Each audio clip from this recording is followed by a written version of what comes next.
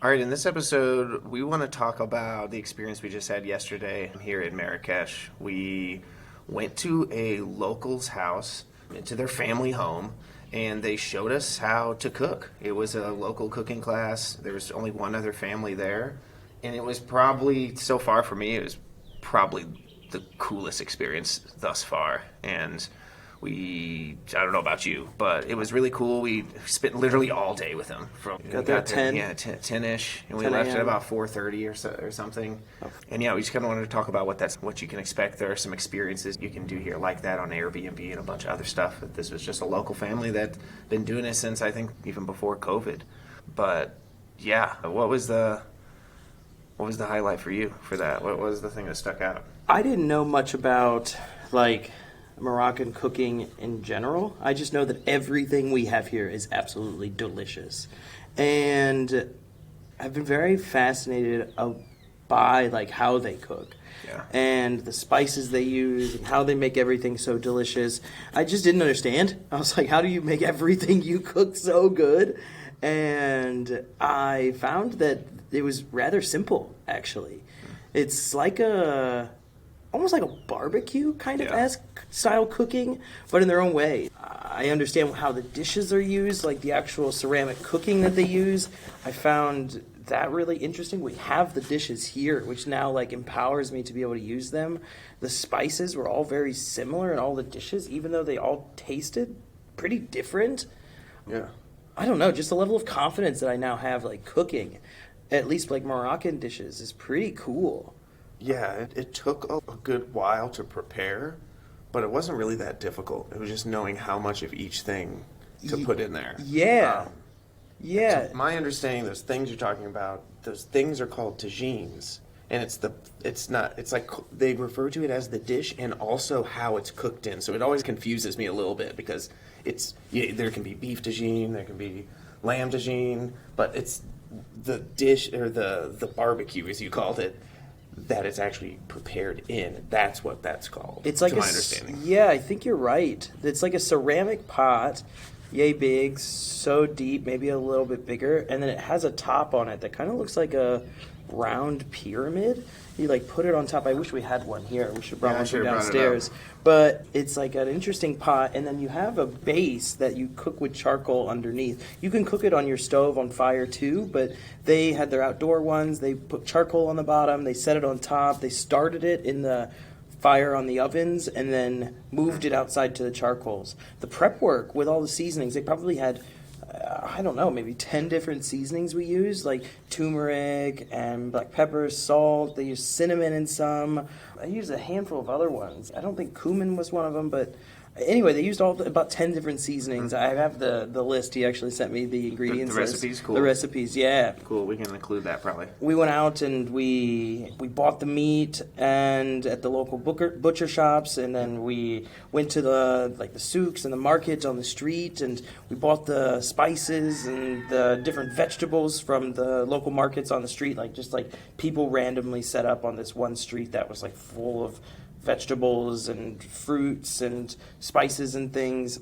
We bought it all with the guy, which was super fun. Mm-hmm. And then going back, like you said, it was rather simple. We had the dish prepped in 10, 15 minutes. We were ready to go. And then it took about an hour and a half or so to cook.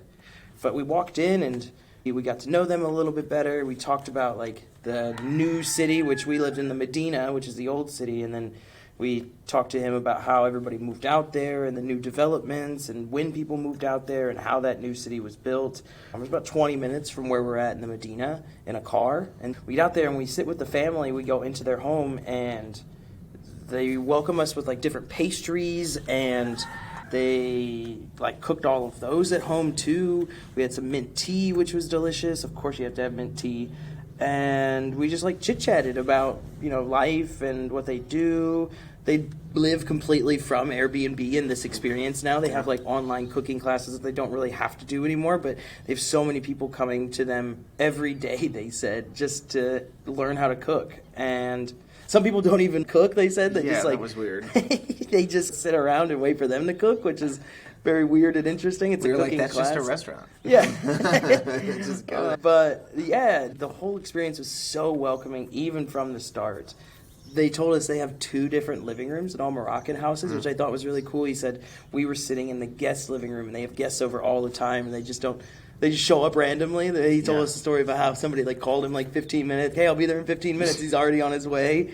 And they just welcome him in. It's part of the Moroccan culture, and they spend a lot of money on their guest living room, and they don't sit in there unless they have guests. It's a very special space. They said the kids aren't allowed in there to play. Yeah. It's a pretty big space. It's a pretty big space. Bigger than their family living room. Yeah. More has a television in it, some couches. Also, I peeked in there was a dining room table in there as well. So they primarily eat in there with their family if they don't have guests. Because it was the whole family living there. Mm-hmm. It was the grandparents, the parents, which was who cooked with us, and then 2 kids. He said his brother comes to stay with them every once in a while, too. too. Yeah. It's a very common thing to have the whole family living together, which I really like, too. They lived in a beautiful home. It was just a super welcoming experience that really opened my eyes to the simplicity, the culture around food in the family, and just the family culture in general, too. Yeah, I think the most shocking thing for me was, like you said, we're living in the old city. We're in a tourist area. Our place is tucked away, but the main street, you were like, oh, wow, there's a lot of stuff going on here. But where they were living, not a tourist in sight. There's barely anybody on the roads. We experienced quiet for the first time on an actual road for a minute. So it was interesting. He spotted us instantly. He's, oh, yeah, those guys. Because he could tell that we didn't live around there. It was really just more of the countryside, I envision. Yeah. It really correlated with the U.S., country living, almost. But it was 20 minutes, less than 20 minutes in a car. Yeah. The old city, the Medina area, was built in 1070, 1,000 years ago, essentially. And they started building the new city about 120 years ago, I think he said. The French came in and started building it. And about 100,000 people live in the Medina. And probably even more tourists, another 50,000 tourists or so in the Riyads. But everybody else, and the million people that live in Marrakech, live outside of the Medina. And they lived in that quiet neighborhood where there isn't a tourist that ever comes to this neighborhood except for their experience. Yeah, he said that multiple times. It's only for this. The markets, too, were quite different. And I think that was one of the things we wanted to check out, because here the culture is just everything is a negotiation, as we said on another episode. Some places say fixed price. It's never a fixed price. It's to lead you in. Yeah, it's to lead you in. But we're never really sure what the right prices are. We've read it's 8 times, 10 times, 5 times more than it really is. And we got some real prices for spices and stuff at this local market that we were just whoa. Yeah. What was it? It was basically equivalent to $1 USD for 100 grams of a specific spice, and we're normally paying $10 for that. Yeah. So about 10 times. Yeah. I think we confirmed our suspicions. Yeah. Which was interesting. Yeah, buying those spices and even the meats and the vegetables was very eye-opening, just to see what everybody else is paying and non-touristic prices in the areas that aren't full of a bunch of tourists, because like I said, no tourists are going out there. This is all local people doing things, which is even crazier to think that they live strictly off Airbnb and are able to cook like this every day. It costs just shy of $50 per person. I think it was $40 or so, give or take, per person. No, it was $75 for the both of us. Okay. And there were us, and then I bet they only paid for the other family that was with us. They were from France, and he is... Switzerland. Oh, he lives in Switzerland. They live in They Switzerland. were from all over the place. They were very eclectic. His family's from Yeah. Rabat, another town in Morocco, and they were here to visit family. He had never been here before, and he brought his wife, who is Turkish, and she was telling us all kinds of cool things, where to go in Turkey and things like that for our trip after here. And They live in Switzerland now. And now they live in Switzerland, but I bet they only paid for 2, even though they brought their children.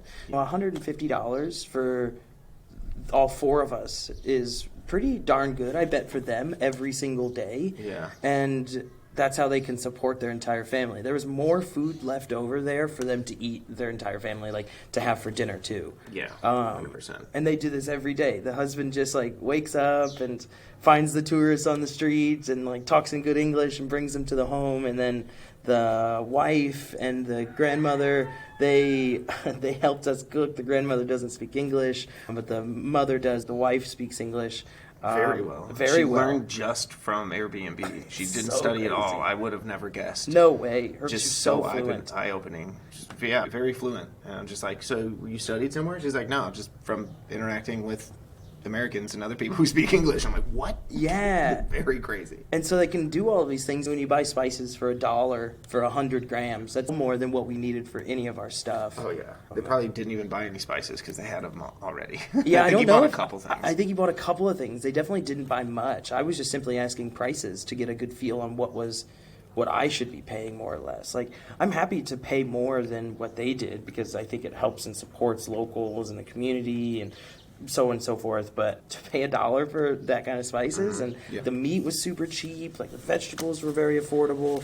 Like, that was just really cool to be able to walk that market in a place where we never would be able to go by ourselves. We could, and we weren't unsafe there. No. It was very safe, but there would be no reason for us to do that. And we could, other than to get cheap food. Yeah. Not overpriced food, rather. Yeah, yeah, but now I feel like I could take these tagines and be able to cook. Like, I'm gonna make an attempt to do it, I think. Yeah, for sure. Starting with a base of onions, layering the vegetables, like putting the meat on top. Like, I'm gonna cook on this roof. You Yeah. can better believe that. 100%. Yeah, it's gonna be fun. But yeah, we'll include some links and maybe some photos and videos of the food because we can talk about food all day long. You just got at least see it. I know you can't taste it, but envision it.